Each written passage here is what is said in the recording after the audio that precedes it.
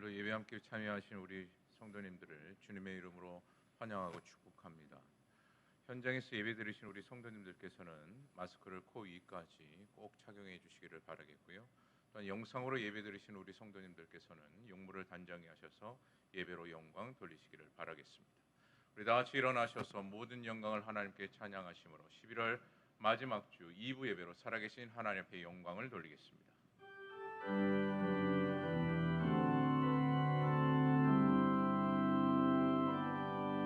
모든 영광을 하나님께, 모든 영광을 하나님께, 온 마음과 뜻 다해 주 예배합니다. 모든 영광을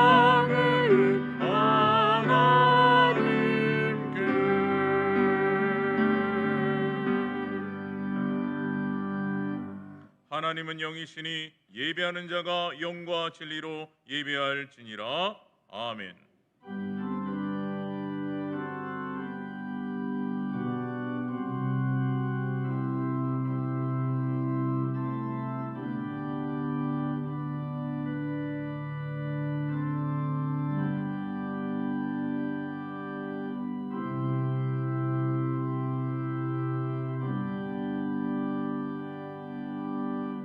세상 만물을 주관하시는 주 여호와 하나님, 어려움과 힘든 시기 가운데 우리의 참된 소망이 되어주시며 또한 때마다 성령 충만한 은혜를 주시어 바른 길을 가게 하시고 또한 오늘도 이 시간 거룩한 성전으로 인도하신 주 여호와 하나님 앞에 감사와 찬양과 영광을 올려드립니다.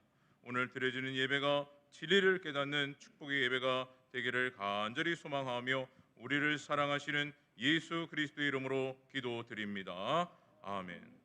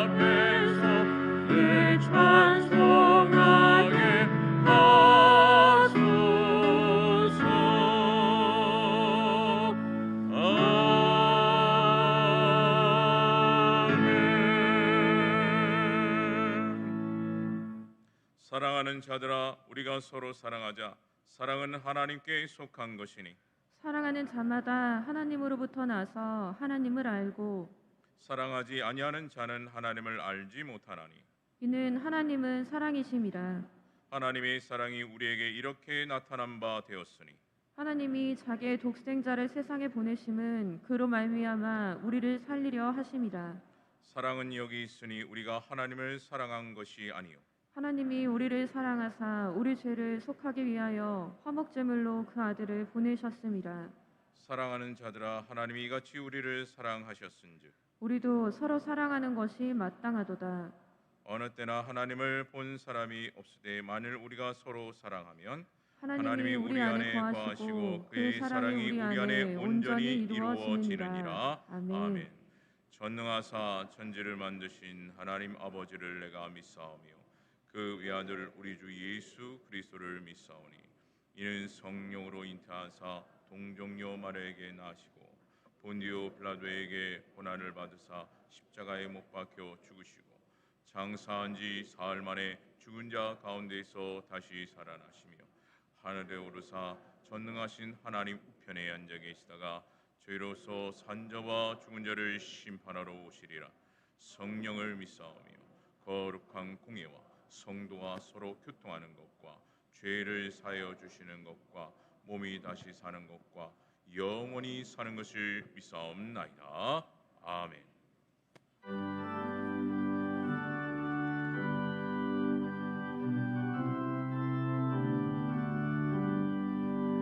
주 없이 살 수 없는 죄인의 구주여 그 귀한 몸의 피로 날 구속하소서. 그 주의 사랑으로 흘리신 보혈이 내 소망 나의 위로 내 영광입니다. 주 없이 살 수 없는 나 혼자 모서리 힘없고 부족하며 지혜가 없도다. 내 주는 나의 생명 또 나의 힘이라. 주님을 의지하여 지혜를 얻으리. 주 없이 살 수 없는 내 주는 아시나. 내 영의 깊은 강구 마음의 소원은 주만의 나의 마음 이 알아주리요. 내 마음 위로하사 영원케 하시네. 주 없이 살 수 없는 세월이 흐르고 이 깊은 고독 속에 내 생명 끝나도 사랑은 평안히 있게 날 지켜주시네. 내 곁에 계신 주님 의심이 됩니다.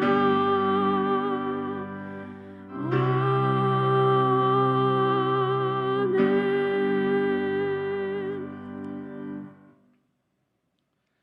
사랑과 은혜가 풍성하신 하나님 아버지, 어려운 역경 속에서도 우리를 보호하여 주시고 우리가 하나님의 전에 나와 예배를 드릴 수 있도록 허락하시니 감사와 찬송과 영광을 드리옵나이다.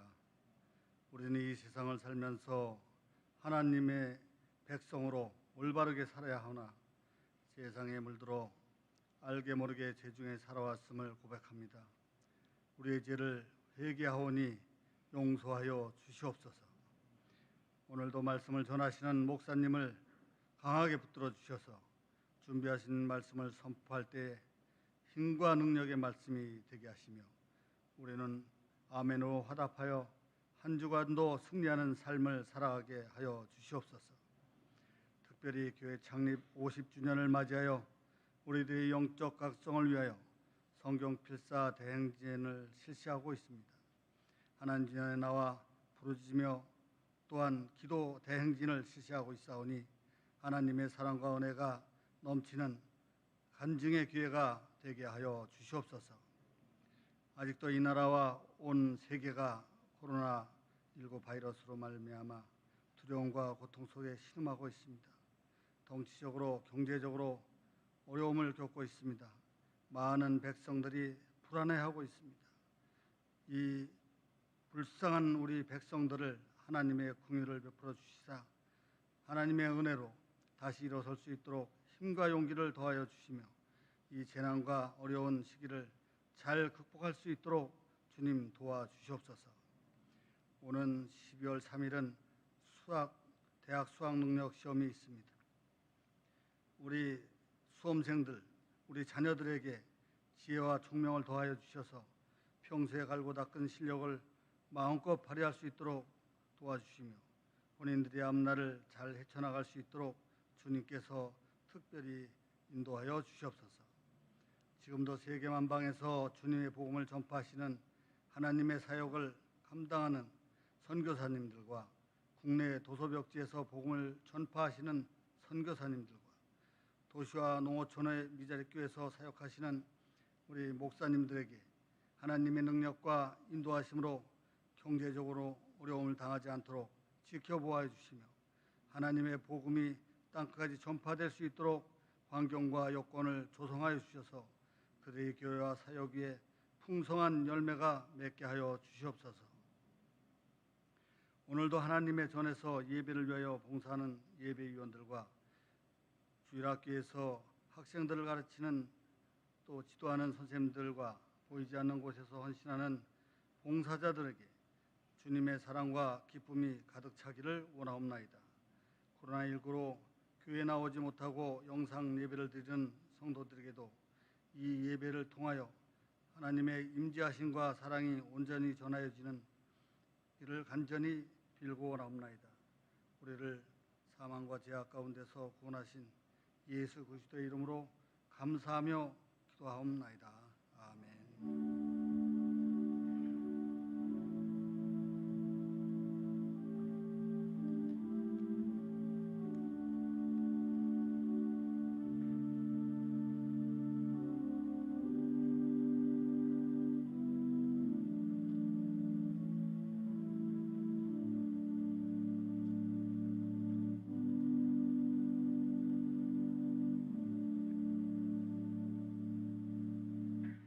이 시간 주님께서 우리에게 주실 축복의 말씀은 신약성경 빌립보서 4장 15절에서 20절입니다. 신약성경 323면에 기록이 되어져 있습니다. 제가 봉독해 드리겠습니다. 15절입니다. 빌립보 사람들아, 너희도 알거니와 복음의 시초에 내가 마게도냐를 떠날 때에 주고받는 내 일에 참여한 교회가 너희 외에 아무도 없었느니라. 데살로니가에 있을 때에도 너희가 한 번뿐 아니라 두 번이나 나의 쓸 것을 보내었도다. 내가 선물을 구함이 아니요 오직 너희에게 유익하도록 풍성한 열매를 구함이라. 내게는 모든 것이 있고 또 풍성한지라. 에바브로디도 편에 너희가 준 것을 받음으로 내가 풍족하니 이는 받으실 만한 향기로운 제물이요 하나님을 기쁘시게 한 것이라. 나의 하나님이 그리스도 예수 안에 있어 영광 가운데 그 풍성한 대로 너희 모든 쓸 것을 채우시리라. 하나님 곧 우리 아버지께 세세 무궁하도록 영광을 돌릴지어다. 아멘. 기도드리겠습니다. 하나님 아버지 감사합니다. 2020년도 11월 달 다섯째 주 주일 2부 예배로 주의 전에 나와 하나님을 예배할 수 있도록 은혜와 복을 내려주시니 감사와 찬송과 영광을 올려드립니다. 주의 전에 나와 예배를 드리는 주의 귀한 백성들에게 은혜를 내려주시되 병든 자들은 고침받게 도와주시고 얽히고 설켜 있는 문제들이 있는 자들 문제를 해결해 주시고 마음에 품은 소원들은 주님의 뜻 가운데 속에서 아름답게 이루어지게 하여 주시옵소서. 이 시간 하늘의 문을 열어주시고 우리의 마음의 문을 열어주시고 또 전하는 자의 입술도 열어주시어서 오늘도 주시는 하나님의 말씀으로 은혜와 복을 받게 하여 주옵소서. 예수님의 이름으로 기도드리옵나이다. 아멘. 우리 옆 사람과 서로 인사합시다. 주님의 이름으로 축복합니다. 사랑합니다. 존경합니다. 2020년도 11월 달 다섯째 주 마지막 주 주일 2부 예배에 참석하신 우리 모든 성도 여러분들에게 하나님의 은혜와 평강이 함께 하시고 기도하는 기도들이 다 이루어지시기를 주님의 이름으로 축복합니다. 오늘은 빌립보서 4장에 기록되어 있는 말씀의 내용을 가지고 향기로운 제물이라고 하는 제목으로 함께 은혜를 나누고자 합니다. 사람이 살다 보면은 후회할 일들이 많이 있죠. 그래서 중국의 주자라고 하는 사람이 10회훈이라고 하는 것을 글을 쓴 적이 있죠. 사람이 살아가면서 10가지 후회하는 것이 있다. 하나하나가 다 공감이 되는 내용이에요. 그러나 가장 공감되는 것은 첫 번째는 어떤 내용이냐면은 불효 부모 사후회라고 하는 그런 단어예요. 다시 말씀을 드려서 부모님이 돌아가시고 난 뒤에 부모님에게 좀 더 잘해드리지 못했다. 부모님을 더 기쁘게 해드리지 못했다. 부모님의 마음을 좀 더 즐겁게 해주지 못했다. 부모님에게 좀 좋은 것을 해드리지 못했다라고 하는 것이 부모님이 돌아가시고 난 뒤에 후회되는 내용이라고 합니다. 사실 그건 누구도 예외가 없는 것 같기도 해요. 저도 저희 모친이 살아 계시면은 이것도 좀 해드리고 저것도 좀 해드리고 하고 싶은 마음이 다 있었는데 막상 돌아가시니까 아무것도 해줄 수도 있는 것이 없었고 못 해준 것이 지금도 마음에 좀 남아 있습니다. 그러니 후회스러운 일이죠. 그러니까 후회가 되기 전에 마음이 있고 생각이 있다고 하면 기회를 놓치지 말고 적든지 크든지 상관없이 그것을 실천하는 것이 기회를 놓치지 않는 지혜로운 사람의 처신 방법이라 그런 생각이 듭니다. 그리고 또 젊었을 때 배우지 못한 것이 더 많이 배우지 못한 것이 후회스럽다고 합니다. 그래서 내가 좀 더 공부를 더 많이 하고 좀 더 열심히 배웠더라면 현재 나의 모습이 좀 변화가 있었을 텐데 그때 놀러 다니느냐고 공부하는데 게을리했고 노력하지 않고 힘쓰지 않아가지고 오늘 나의 모습을 바라보면서 후회스러운 모습으로 살아가는 사람들도 많이 있다는 것입니다. 또 어떤 단어가 있느냐면요 취중망운 승후회라고 하는 것이 있어요. 안 믿는 사람들이니까 그렇겠죠.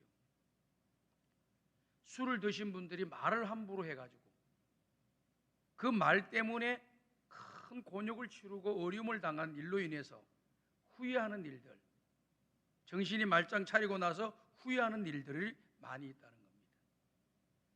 그럼 이거는 살아가면서 이루어지는 그런 내용이에요.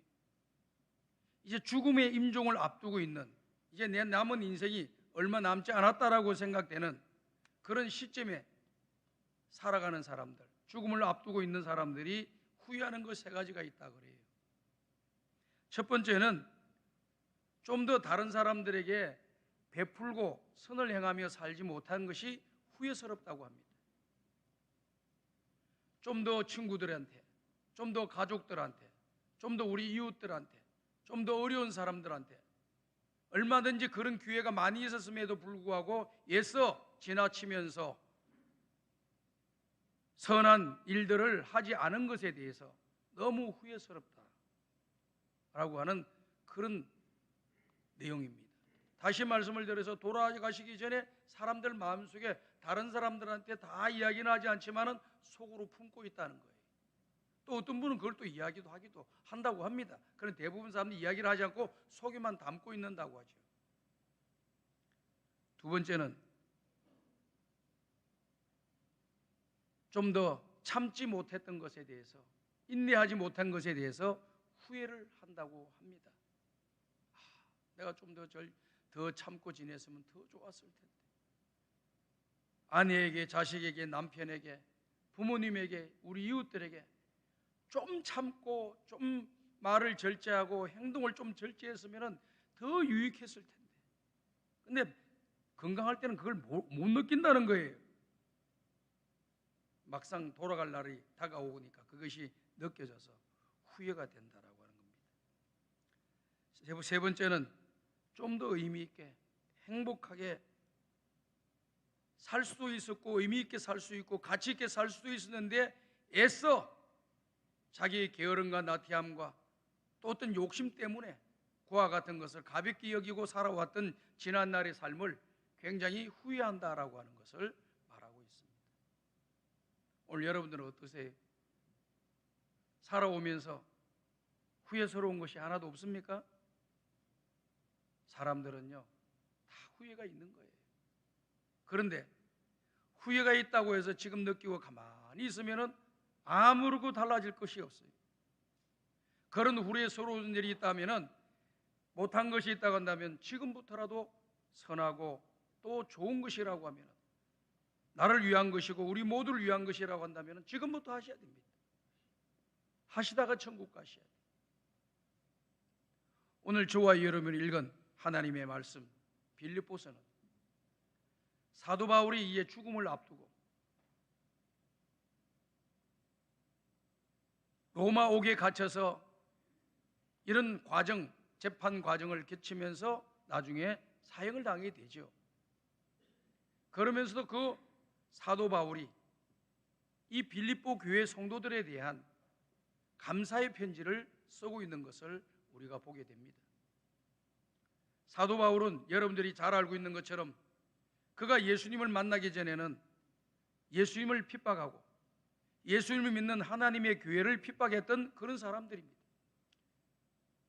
그래서 그의 생각은 자기 자신이 이 땅에서 영광을 누리며 다른 사람들에게 자기 이름이 올라가고 자기가 높아지는 것이 그의 목적이었어요. 그러나 예수님 만나고 난 뒤부터 그의 인생이 달라졌습니다. 어떻게 달라졌습니까? 성경에 기록되어 있는 말씀의 내용을 보게 되면 사도 바울이 어떤 정신과 어떤 신앙과 어떤 사상을 가지고 예수님을 만나고 난 뒤에 그의 인생이 바뀌었다는 것을 잘 보여주고 있습니다.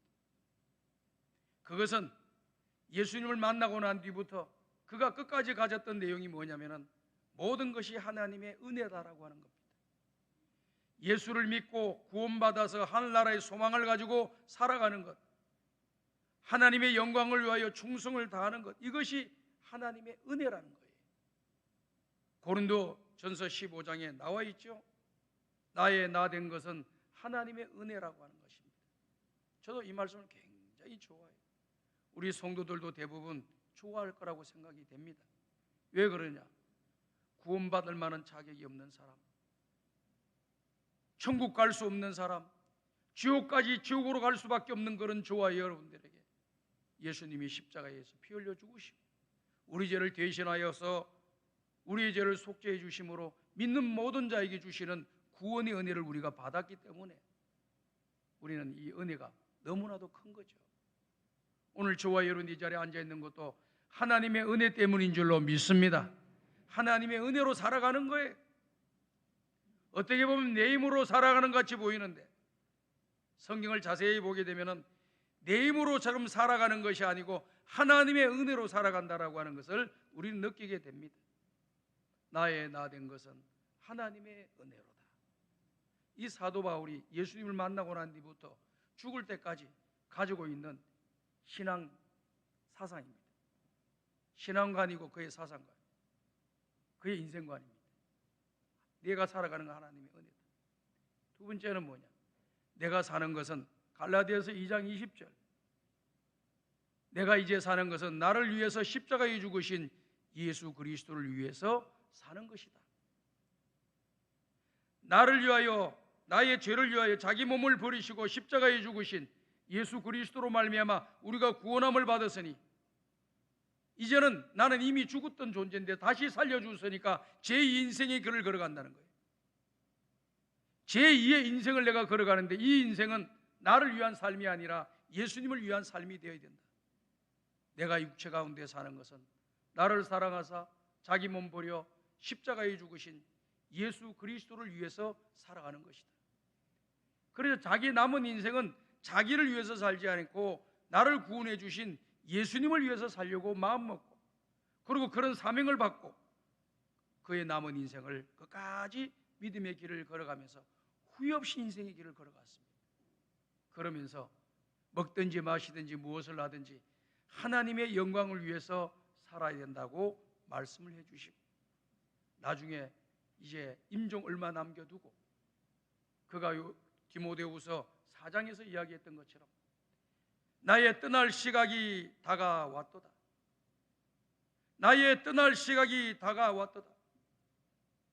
내가 달려갈 길을 마치고 믿음의 선한 싸움을 싸우고 달려갈 길을 마치고 이제 의의 멸관이 나에게 예비되었다.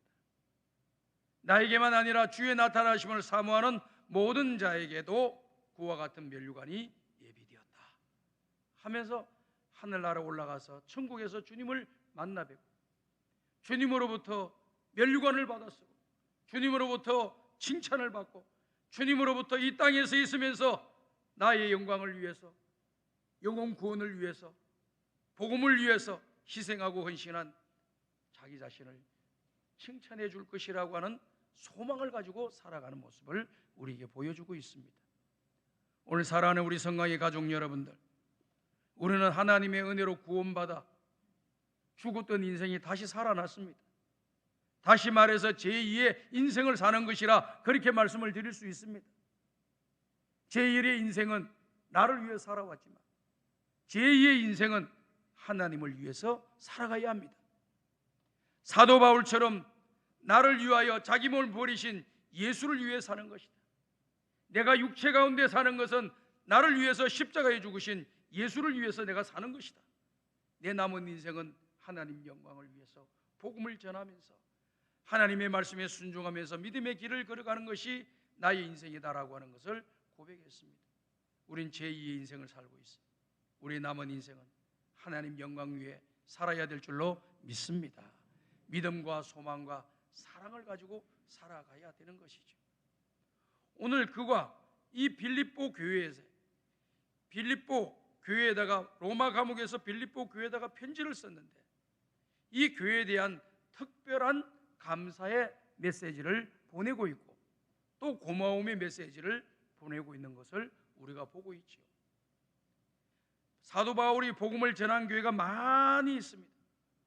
많이 있고 교회가 세워진 것도 많이 있지만은 끝까지 사도 바울이 하나님 나라와 복음을 위하여 충성하고 희생하고 헌신하는 일에 기도와 협력과 사랑과 물질로 지원해 준 교회가 빌립보 교회밖에 없는 거예요. 그래서 이 빌립보 교회를 생각할 때마다 사도 바울이 어떤 생각을 가지고 있느냐면은 빌립보서 1장 3절과 5절에 그 내용이 잘 나와 있습니다. 다 같이 한번 읽어봅시다. 시작. 내가 너희를 생각할 때마다 나의 하나님께 감사하며 간구할 때마다 너희 무리를 위하여 기쁨으로 항상 간구함은 너희가 첫날부터 이제까지 복음을 위한 일에 참여하고 있기 때문이라. 자, 여기 보면은 생각, 그 다음에 기도라고 하는 단어가 나와요. 사도 바울은 뭘 생각했다는 겁니까?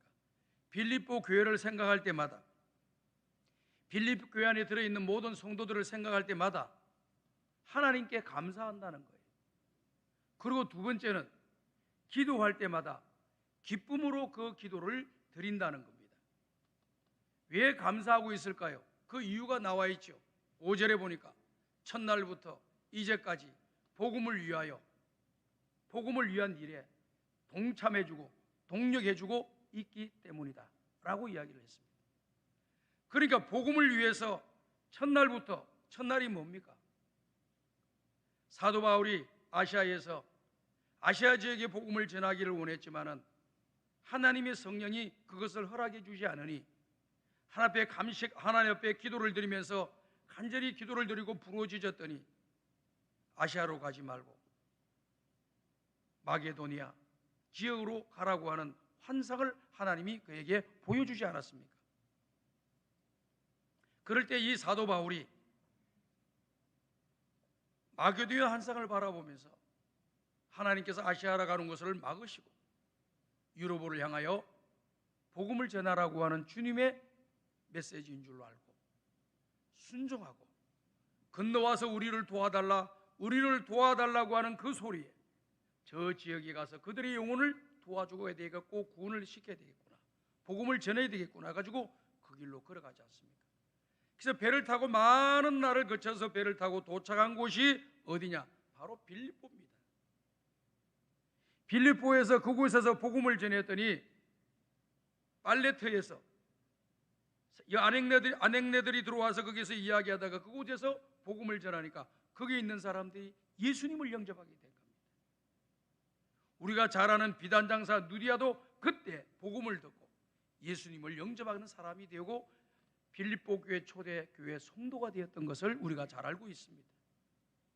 그때부터 시작해서 지금까지 사도 바울이 복음을 전하고 복음을 전파하는 그런 일에 협력하고 협조하고 같이 동력을 내준 그런 교인들이기 때문에 그 교회를 생각할 때마다 하나님께 감사했다는 거예요. 두 번째는요, 기도를 할 때마다 기쁘고 즐겁게 기도를 드렸다라고 하는 거예요. 이 말을 여러분이 한번 잘 한번 생각해 보세요. 여러분 기도 드릴 때 기쁘고 즐겁게 기도를 드리십니까? 잘 한번 생각해 보시면은 빨리 좀 이해가 됩니다. 보통은 그냥 무덤덤하게 기도 드릴 때가 많아요. 누가 기도 부탁을 하니까 그런 또 동료의 이 사랑하는 마음이 있기 때문에 하는 거고, 그리고 또 성도들이 교육자들이나 장로님들이나 권사님들에게 기도 부탁을 하면은 교회의 중직을 맡은 사람으로서 성도를 위하여 기도해야 되는 것이 당연한 의무이기 때문에 의무감으로 또 사명감으로 기도할 수가 있는 것입니다. 그런데 기쁘고 즐겁게 기도를 드리기가 쉽지 않아요. 그럼 기도 드리면서 기쁨으로 막 기도 드리고, 기도 드리면서 즐겁게 기도 드리고, 기도하면서 마음이 행복해지고 즐겁고, 이게 쉽지 않은 겁니다. 그런데 사도 바울이 빌립보 교회를 위해서 기쁨으로 기도를 드리는 것은 두 가지지요. 첫 번째, 복음이 시작되는 때부터 지금까지 복음의 사회에게 동력해 준 그들을 위해서 기도하니까 너무 마음이 기쁘고 즐거운 거예요. 그리고 사도 바울이 복음을 증거하는 데 있어서 그렇게 들어가는 모든 비용들, 경비들을 이 빌립보 교회가 잘 지원을 해 준 겁니다. 그래서 오늘 성경 말씀을 보게 되면은 빌립보서 4장 18절에 이런 말씀이 기록되어 있죠. 다 같이 한번 읽어봅시다. 시작. 내게는 모든 것이 있고 또 풍부한지라 에바브로디도 편에 너희가 준 것을 받음으로 내가 풍족하니 이는 받으실 만한 향기로운 제물이요 하나님을 기쁘시게 한 것이라. 자, 여기 보니까 내게는 모든 것이 있고 또 풍부한지라. 지금 사도 바울이 모든 것이 다 있고 모든 것이 풍부해져 있는 상태를 지금 물질적으로 이야기한 거 아니에요. 하나님 앞에서 신앙의 길을 걸어가고 사명을 감당하고 또 감옥에 있으면서도 하나님께서 베풀어 주신 그 은혜와 사랑과 풍성함이 넘치기 때문에 물질의 문제를 뛰어넘고 모든 것이 있고 모든 것이 풍족하다라고 이야기를 하고 있는 것입니다. 실질적으로는 그렇게 감옥 안에서 뭐가 풍족하게 있겠습니까? 감옥 안에서 모든 것이 뭐가 다 있겠습니까? 그런데도 불구하고 은혜를 받고 충만하게 되면은요, 아무것도 없어도 그 마음속에서부터 뭐가 있느냐? 기쁨이 있고 행복이 있고 감사가 나오고 찬양이 나오는 거예요. 은혜 받으면 이런 역사가 일어날 줄로 믿습니다. 이런 은혜를 받으면 이런 역사가 일어나는 거예요. 아무것도 없는데도 막 감사가 나와. 그러니까 어떤 사람들은 은혜를 받지 못한 사람들은 야, 너는 아무것도 되는 것도 없고 있는 것도 없고 가진 것도 없으면서 뭐 그렇게 감사하고 그렇게 즐겁게 사냐? 이렇게 이야기하는 사람들이 있어요. 그럼 뭘 은혜를 체험하지 못했기 때문에 그러는 거예요. 은혜를 체험하게 되면은요, 물론 없는 것보다 있는 게 낫겠지요. 다 낫지요. 그러나 없어도 주눅 들지 아니하고 기가 빠져가지고 주저앉지 아니하고 믿음 안에서 살아갈 수 있는 것이 하나님의 받은 은혜가 있기 때문에 그렇습니다. 은혜 가운데 지금 있기 때문이고 은혜를 체험하면서 살아가고 있기 때문에 그런 역사가 일어나고 그런 고백을 할 수가 있는 것입니다. 저는 우리 성강의 가족들이 이런 은혜를 받으시고 이렇게 살아가시기를 주의 이름으로 축복합니다. 이런 은혜를 입어야 되는 거예요. 모든 것이 풍족하고 모든 것이 다 있다. 이 말은 모든 세상적으로 필요한 걸 다 갖춰줬다, 이 말이 아니라고 하는 것을 여러분들한테 분명히 말씀을 드리는 겁니다. 그런데 여기에서 말씀하시고 있는 내용은 뭐냐? 이 빌립보 교회가 복음을 위해서 이 바울에게 늘 이렇게 복음의 사역을 위한 경비를 보충을 해주고 있었다. 때로는 사람들을 보내가지고 사람들로 하여금 그 바울을 옆에서 섬기고 도와주고 협력하도록 하는 일을 어느 교회가 해줬느냐? 빌립보 교회가 해준 거예요. 그러니까 그 빌립보 교회를 생각할 때마다 감사하고 기도할 때마다 즐거움으로 기도할 수가 있었던 것입니다. 그런데 여기에 나와 있는 이것은 하나님이 기쁘시게 받을 만한 향내나는 예물이다, 제물이다, 이렇게 이야기했습니다. 이 그와 같은 복음을 위한 동력과 헌신과 또 협력과 또 예물 드림 모든 것들이 하나님 받으시기에 기쁘시게 받으시기에 합당한 향내나는 예물이다, 제물이다, 이렇게 이야기했습니다. 이 향내나는 제물이라고 하는 단어는 신약에서 잘 쓰질 않아요. 향내나는 제물이라고 하는 것은 구약적의 개념에서 쓰는 용어를 지금 따온 겁니다. 창세기 8장을 보게 되면은 노아가 홍수가 다 끝나고 난 뒤에 물이 빠지고 노아 방주에서 나와가지고 첫 번째 한 일이 뭐냐? 하나님 앞에 제단을 쌓은 일입니다. 아브라함이나 이삭이나 이런 믿음의 조상들이 어느 일을 시작할 때 먼저 했던 것이 제사를 드렸습니다. 이사를 가고 나면 먼저 하나님 앞에 제사를 드렸습니다.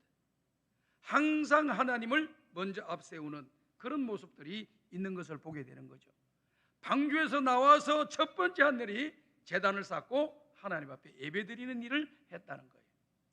예배를 드리면서 그곳에 짐승을 잡아다가 번제물로 하나님 앞에 올려드릴 때 이 번제물에 대해서 성경이 말씀하시기를 향내나는 예물이라고 했습니다.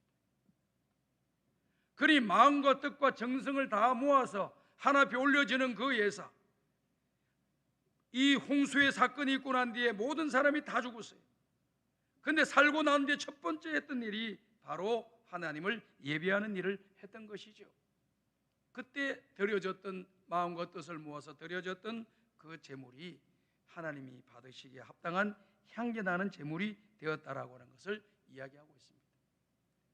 그리고 출애굽기나 또 레위기에 기록되는 말씀의 내용을 보게 되면은 순양을 잡아다가 번제물로 하나님 앞에 올려드릴 때 이 번제물이라는 것은 불에 태워서 드리는 거거든요. 이 불에 태우니까 뭐가 됩니까? 거기에 냄새가 나고 또 연기가 이렇게 올라가는 거죠. 그것을 가리켜서 하나님이 받으시는 향기로운 제물이라 이렇게 이야기를 했습니다.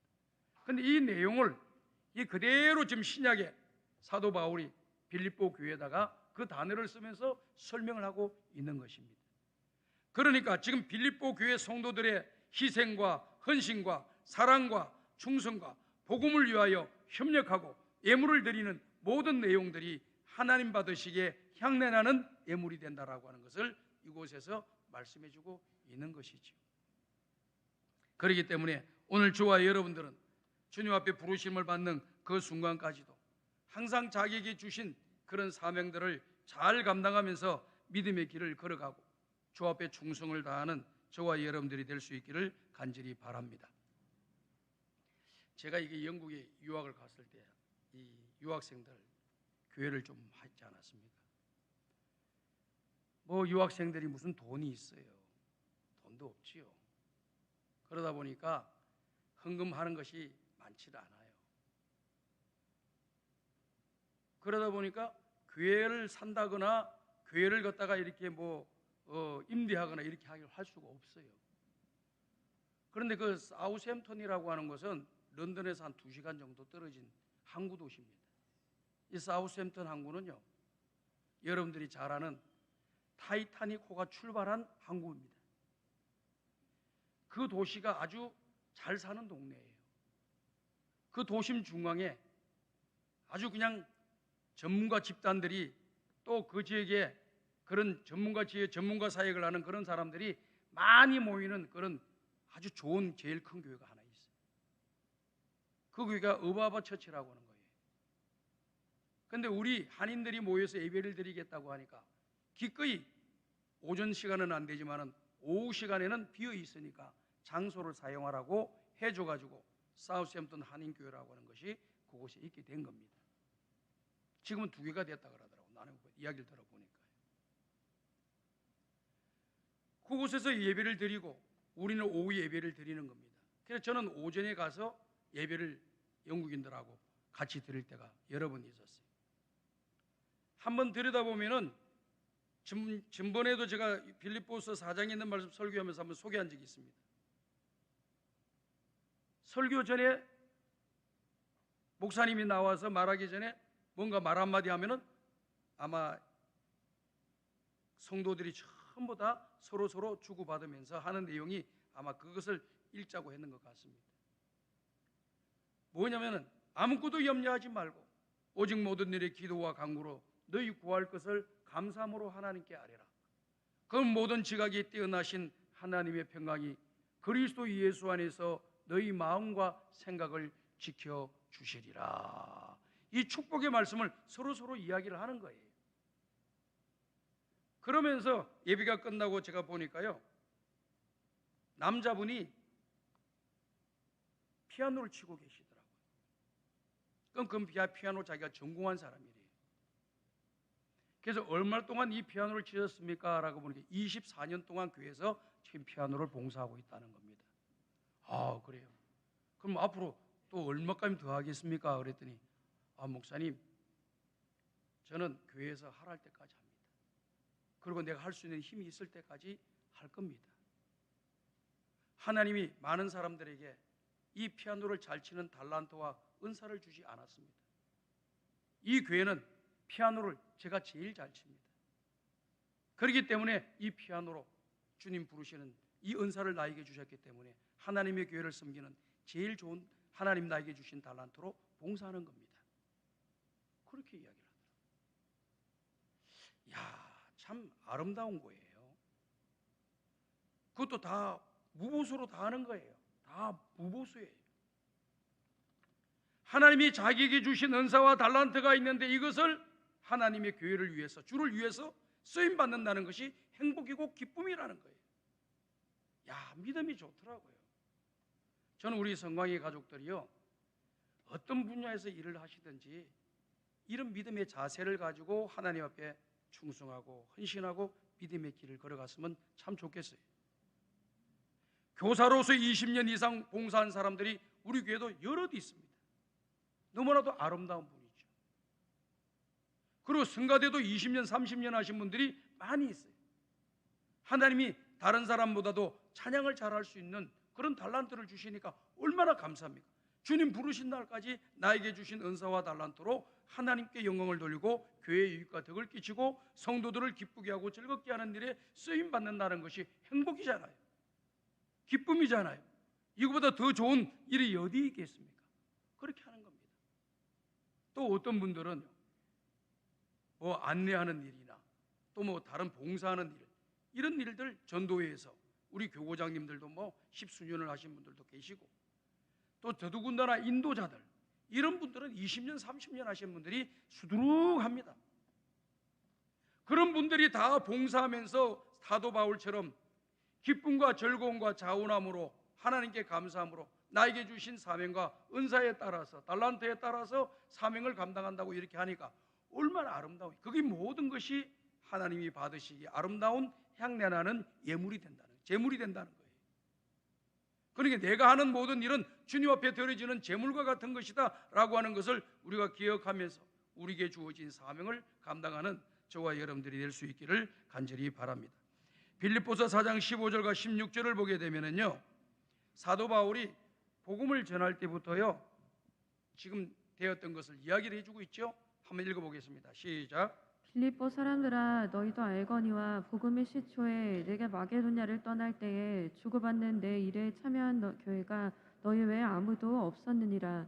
데살로니가에 있을 때에도 너희가 한 번뿐 아니라 두 번이나 나의 쓸 것을 보내었도다. 자 보세요. 지금 사도 바울이 빌립보 교회 편지를 하면서 빌립보 교회 성도들이 복음을 위해서 하나님 나라를 위해서 복음을 전하는 사역에 동력해주고 또 협력해주고 또 지원해준 것에 대해서 감사의 말을 하는데 사도 바울이 교회를 많이 개척을 했습니다. 에베소서, 갈라디아, 데살로니가 그 다음에 뭐 여러 지역에 많이 교회를 개척했으나 바울을 끝까지 복음 전하는 일에 동력하고 협력하고 심지어는 사람들까지 보내줘가지고 바울을 잘 섬겨줘서 바울이 복음을 전가하는 일에 더 힘있게 복음을 전가할 수 있도록 해준 교회가 빌립보 교회밖에 없다라고 하는 것을 지금 여기서 밝혀주고 있지 않아요. 그러니까 바울이 빌립보 교회를 생각할 때마다 감사가 나올 수밖에 없고 빌립보 교회를 생각할 때 위하여 기도할 때마다 기쁨으로 즐거움으로 기도할 수밖에 없는 그런 상황이 된 거예요. 그러니까 기쁨으로 즐거움으로 한다. 이게 저절로 된 것이 아니고 영광관계, 바울과 교회의 관계 속에서 잘 엮어지니까 이런 역사가 일어나는 것이지요. 복음의 시초부터 그와 같은 일을 했다는 것입니다. 그 다음 고린도후서 11장 9절을 보게 되면 계속해서 나오는 내용이에요. 고린도후서 11장 9절 말씀 시작. 또 내가 너희와 함께 있을 때 비용이 부족하였을 때 아무에게도 누를 끼치지 아니하였음은 마게도냐에서 온 형제들이 나의 부족한 것을 보충하였음이라. 내가 모든 일에 너희에게 폐를 끼치지 않기 위하여 스스로 조심하였고 또 조심하리라. 자, 이게 지금 사도 바울이 가지고 있는 성도들이 협력해 준 예물에 대한 자세입니다. 아무에게도 누를 끼치지 않기 위해서 자기 자신이 천막을 지으면서 거기서 수입을 얻어가지고 자기 생활을 해나가면서 나머지 시간은 복음을 전하면서 하나님 나라 확장과 영혼 구원을 위해서 힘을 쓰고 애를 쓰지 않았습니까? 그러면서 나온 것이 뭡니까? 그러면서 나의 부족한, 그럼에도 불구하고 마게도냐에서 부족한 것이 있으니까 그것을 보충해 온 것에 대해서 감사하다라고 하는 그런 내용입니다. 그러면서 그 물질을 받은 이 사도 바울이 생각하고 있는 자세는 이런 거예요. 모든 일에 너희들에게 폐를 끼치지 않기 위해서 스스로 조심하였고 또 조심하리라. 다 같이 한번 따라합시다. 조심하였고 조심하리라. 조심하리라. 전 이 말씀을 보면서 이런 생각이 들었어요. 우리 선교사님들이 선교비를 받으면서 그 선교비에 대해서 아주 귀하게 여기면서 우리 성도들과 교회에 폐를 끼치지 않기 위해서, 폐를 끼치는 건 뭡니까? 선교 일을 하지 않고 딴 일을 하는 것을 폐를 끼치는 거예요. 선교하라고 보내준 선교비를 선교에 쓰지 않고 다른 데 쓰는 것이 폐를 끼치는 거예요. 그렇기 때문에 받는 그 선교사들은 어떤 생각을 가지고 있어야 되느냐? 교회에 누가 되지 않고 폐를 끼치지 않게 해서 그것을 조심하고 또 조심해서 쓰겠다, 다루겠다라고 하는 그런 뜻입니다. 저는 이 말씀을 보면서 이런 생각이 들었어요. 우리 교회 각 기관에 재정을 맡고 있는 회계들이 다 있어요. 뭐 전도회로 따진다면 뭐 40몇 개 전도회가 다 회계가 다 있잖아요. 그리고 교구마다 다 회계가 다 있어요. 그리고 각 위원회마다 다 회계가 있어요. 각 부서마다 다 회계가 있어요. 다 뭐 하는 사람들이에요? 그 회계를 회계하는 사람들은 뭐 하는 사람이에요? 하나님의 교회 헌금을 다루는 사람들이. 크든 적든지 간에 헌금을 다루는 사람의 정신은 뭐냐? 이 돈이 몰래 목적에 맞게끔 나가느냐 안 나가느냐 이걸 항상 조심하고 또 조심해야 되는 거예요. 요즘 그런 거 없어진 줄로 알고 있어요. 과거에 보면요, 다른 교회에서는요, 이런 회계를 맡은 사람들이요, 돈이 남았어요. 돈이 남았으면은 그 모인 그 돈이 남았다고 하면은 이것은 하나님의 교회에서 어떻게 유용하게 써야 될 것인가 지도자들한테 물어봐야 되는 겁니다. 아니면 자기네들이 회의를 해서 어떻게 하면 선한 일을 할까, 하나님 기뻐하시는 일을 할까 해서 그것을 갖다가 합의를 보고 결정을 해가지고 그와 같은 일을 보고하고 진행을 하면 됩니다. 돈이 남았어요. 우리 10명이니까 예산이 한 20만 원 남았으니까 2만 원짜리 선물 하나 돌리고 끝내자.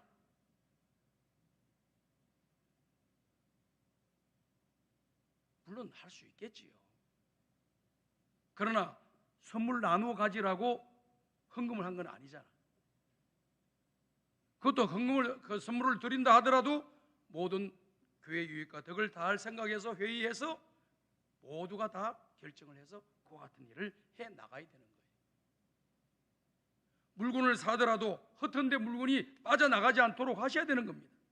조심하고 또 조심해야 되는 거예요. 왜 그러냐면은 여러분들이 잘 아시잖아요. 다 여러분들 보니까 다 그렇게 하시더구만.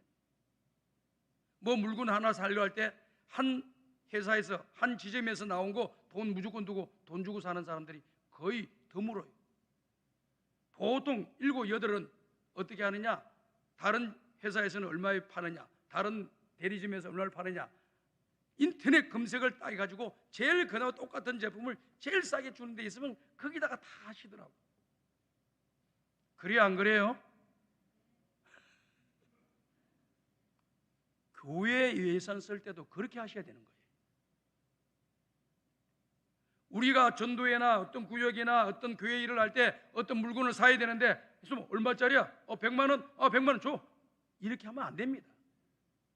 잘 해가지고 그것이 적게 똑같은 제품을 싸게 구입할 수 있는 곳에 사서 그것을 남은 금액을 하나님 나라의 복음을 위해서 천국 일꾼을 키우고 또 하나님 기뻐하시는 일을 위해서 쓰임 받아야지요.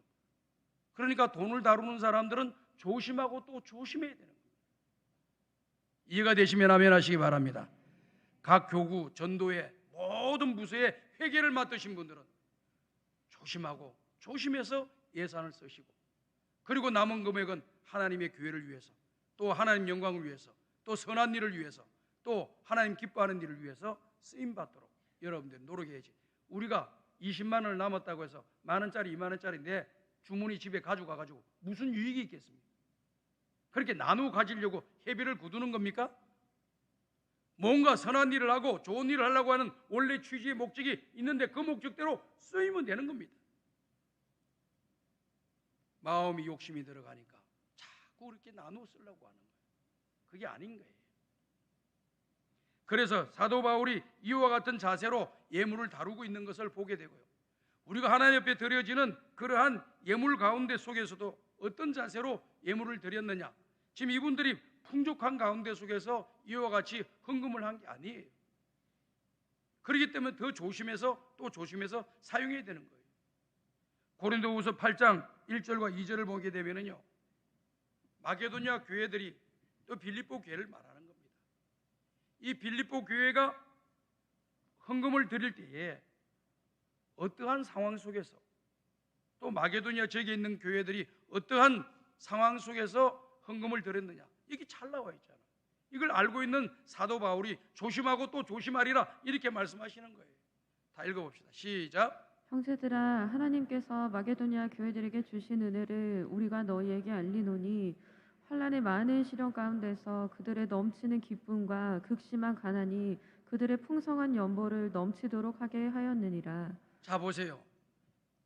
환난의 많은 시련 가운데 속에서 그들의 넘치는 기쁨과 극심한 가난이 그들의 풍성한 연보를 넘치게 하였다. 그들이 평안한 상태에서 여유가 많은 상태 속에서 그와 같은 예물을 드린 게 아니라는 거예요. 헌금을 드린 게 아니라는 거예요. 어떠한 상황입니까? 환난도 있고 시련도 있고 고난도 있는데 그리고 극심한 가난. 자 보세요. 그냥 가난한 가운데 속에서 그들이 풍성한 헌금을 드렸다 이렇게 해도 되는데 앞에 단어 보세요. 극심한 가난 가운데 속에서 극심한 가난 가운데 속에서도 하나님 앞에 드려진 예물을 풍성하게 넘치도록 했다는 거예요. 이것을 알고 있는 사도 바울이 그 돈을 다룰 때에, 그 예물을 다룰 때에 조심하고 내가 또 조심해서 너희들에게 폐해가 되지 않도록 하겠다. 얼마나 아름다운 거예요. 왜 하나님 앞에 드려진 예물이 그만큼 중요하기 때문에 그런 거예요. 그래서 그들이 기쁨으로 드렸다는 것이죠. 풍성하게 넘치도록 드렸다는 겁니다. 우리가 잘 한번 생각해 보세요. 그러니까 액수를 많이 드려야 되겠다, 이런 생각을 또 오해하시는 분들 계세요. 뭐 드릴 수도 있는 거죠. 그러나 그런 뜻이 아닙니다. 우리 예수님께서 바리새인과 가난한 과부가 드린 예물에 대해서 말씀을 하고 계시는 것을 우리가 성경에서 볼 수 있습니다. 부자인 바리새인은 많은 예물을 드렸습니다. 우리가 수치적으로 보면은 많은 예물을 드린 거예요. 근데 가난한 과부는 2 냅돈을 드렸다고 했습니다. 하루의 생활비라고 하네요. 하루 생활비를 드렸다고 했습니다. 그런데 우리 예수님께서 제자들에게 말씀하시기를 이 2 사람 가운데 누가 하나님께 많이 드렸느냐, 그리고 하나님이 받으시는 예물이 어떤 것이냐라고 하는 것을 질문을 하잖아요. 그러면서 예수님께서 설명을 해주시는 거죠. 가난한 과부가 드린 예물이 부자인 저 바리새인이 드린 것보다 더 많은 것을 드렸다. 왜냐하면 저 부자는 풍성한 가운데 속에서 일부를 드린 사람이고, 가난한 과부는 있는 것을 다 드린 거다. 그러니 하나님께서는 이 사람이 더 많이 드린 것이다 라고 하는 것을 이야기하고, 우리 주님이 그렇게 받으신다라고 하는 것을 말씀하고 계시죠. 그러니 오해를 하지 마세요. 헌금 많이 드리라고 하는 건 그게 아니라, 하나님 앞에서 예물을 드릴 때 이와 같은 자세의 마음이 우리에게 필요해요. 그러면 믿음의 조상인 이 다윗 같은 사람은 예물을 드릴 때 어떻게 드렸나요? 그 마음의 자세를 한번 봅시다. 이 신앙의 이 정신 상태를 한번 보십시오. 역대상 29장 13절과 14절입니다.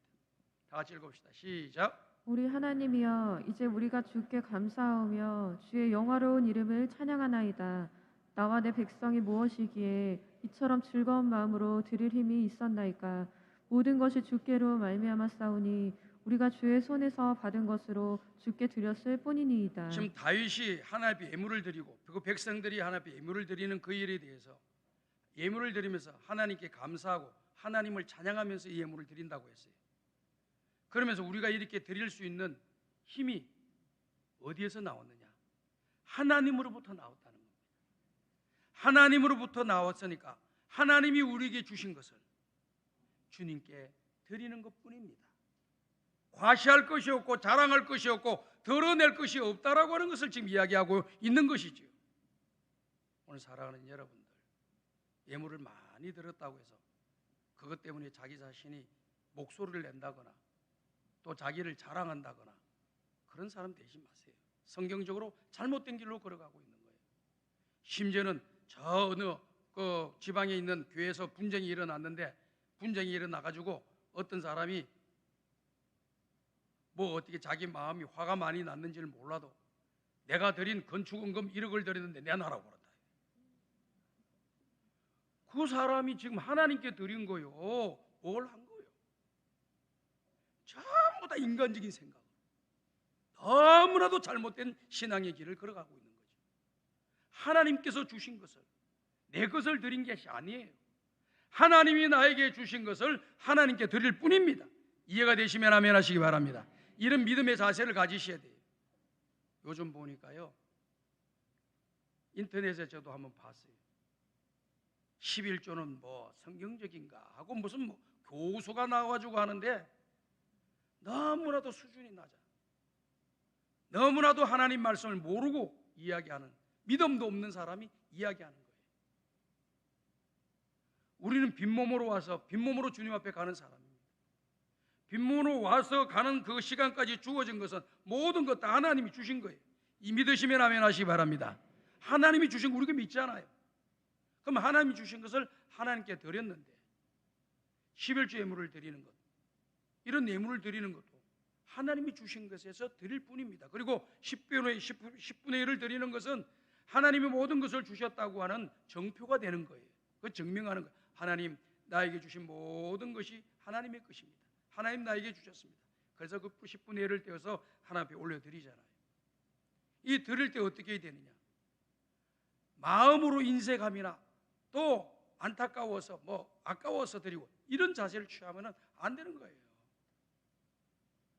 다윗처럼 즐거이 기쁘게 감사와 찬양하면서 주님이 주신 것을 주님께 드릴 뿐입니다라고 고백했던 것처럼 주님 앞에 예물을 드리는 저와 여러분들이 되어서 그 일로 인해서 하나님 나라의 복음이 전파되어지고 천국 일꾼이 키워지고 주님의 영광이 나타나고 우리 이웃들을 돕고 하나님의 교회가 운행해 나가는 모든 일에 다 협력하고 협조하는 거예요. 그것을 사도 바울은 가르쳐서 하나님 앞에 드려지는 향내나는 제물이 된다라고 하는 것을 이야기를 하고 있습니다. 저희 아들도 이렇게 카나다를 갔어요. 3년 전에. 그래서 외국 생활한다는 것이 바듯해요. 돈을 벌면 얼마나 대단히 벌겠습니까? 부부가 이렇게 직장을 다니면서 돈을 버는데 제가 전화가 왔길래 질문을 했어요. 신앙생활을 잘하고 있느냐? 예.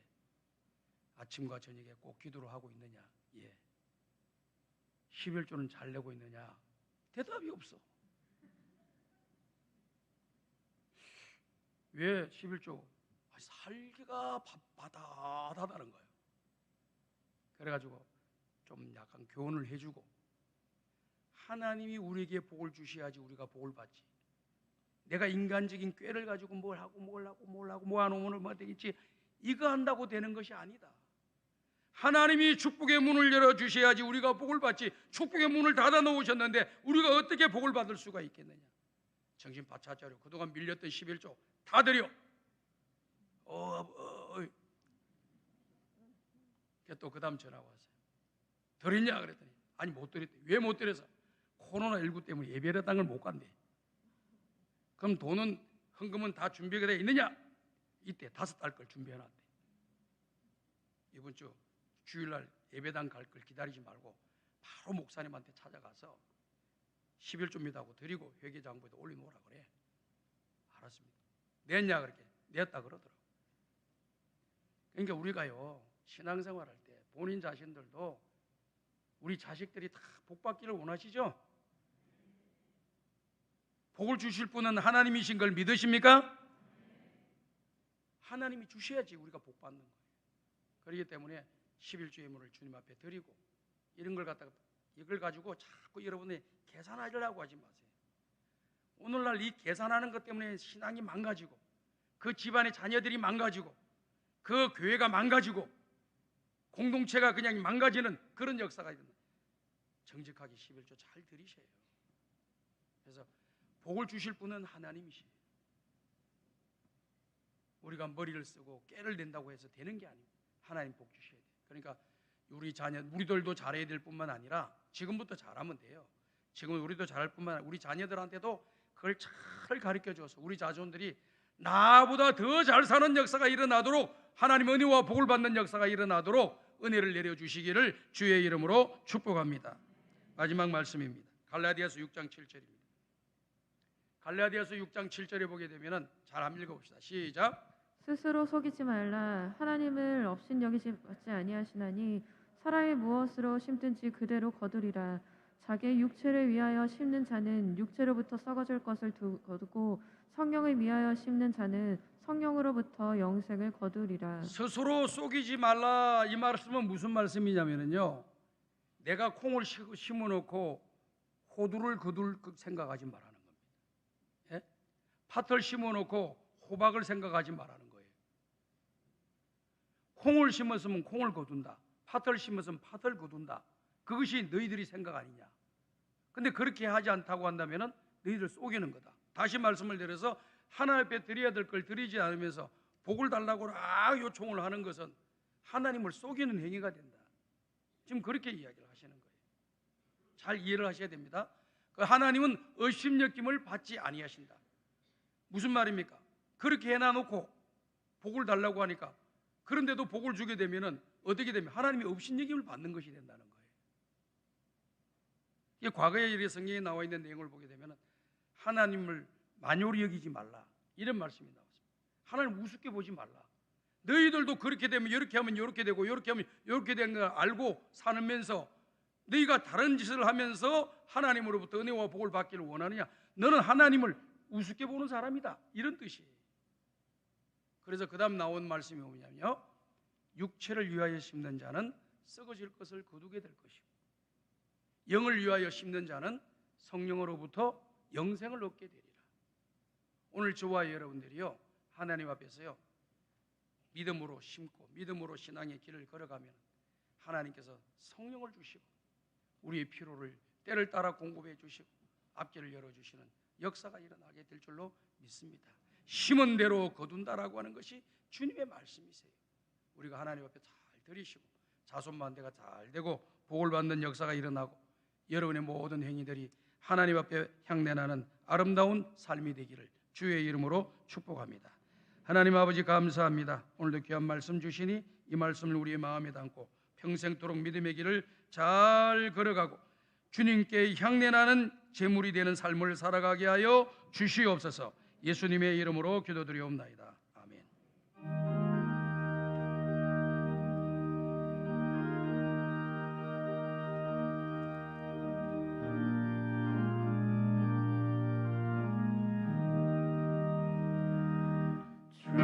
주신 평화 믿음 얻기 위해 너는 정성껏 기도했나. 주의 재단 앞에 모두 바치기 전 복을 받을 줄 생각 마라. 주의 재단에 산 제사드린 후에 주의 맘을 조절하리. 주의 뜻을 따라 그와 동행하면 영생 복락을 누리겠네. 주의 밝은 빛에 항상 활동하며 선한 사업을 힘쓰겠나. 자유 얻으려면 주의 뜻을 따라 너의 모든 것 희생하라. 주의 재단에 산 제사 드린 후에 주의 맘을 조절하리.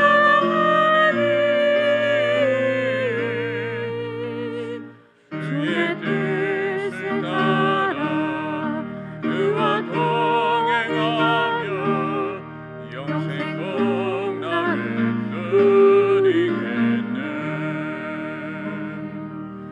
주의 재단 앞에 모두 바친 후에 주와 온전히 사귀겠네.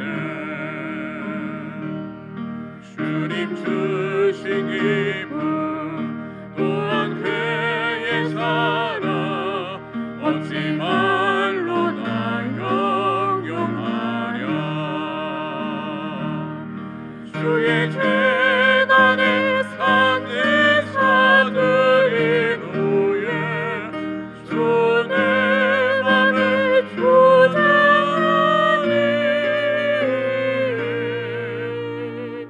주의 뜻을 따라 그와 동행하면 영생 복락을 누리겠네.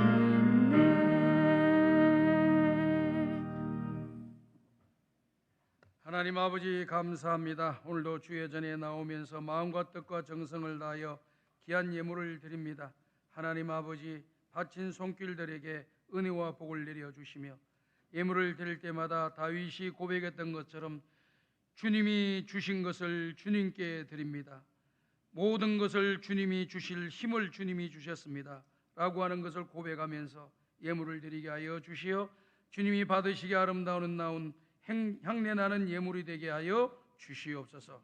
감사의 물을 드린 주의 종들의 그의 제목을 받으시고 감사가 더 넘치는 역사가 일어나도록 복을 내려 주옵소서. 예수님의 이름으로 기도드리옵나이다. 아멘.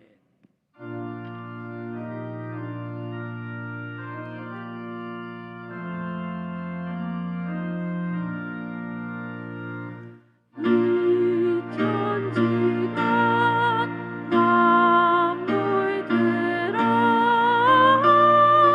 복 주시는 주 여호와 천행성부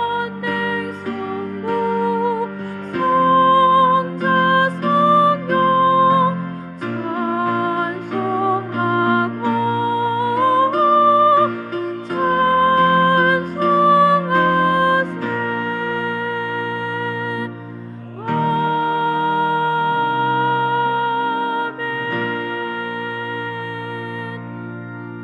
우리 구주 예수 그리스도의 은혜와 하나님 아버지의 무한하신 사랑하심과 성령님의 감화감동 인도교통 충만하신 은총이 나의 삶 전체 신앙의 길에서 향내나는 제물이 되기를 원하며 믿음의 길을 걸어가기를 원하는 우리 모든 성도들 머리 위에 이제로부터 영원토록 함께 있을지어다. 아멘.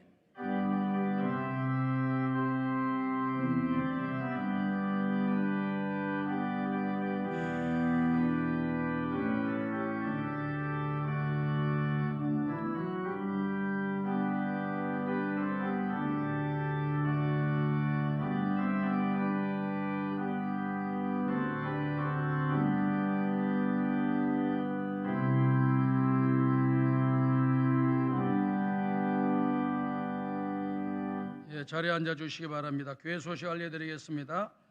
이번 3일에는 대학 수능 시험을 치는 날입니다.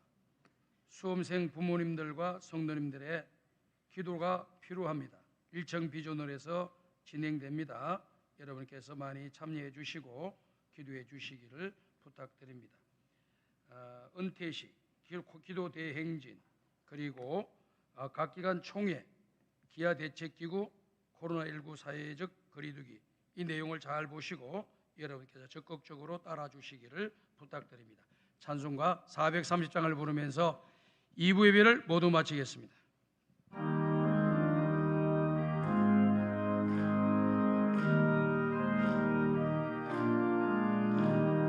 주와 같이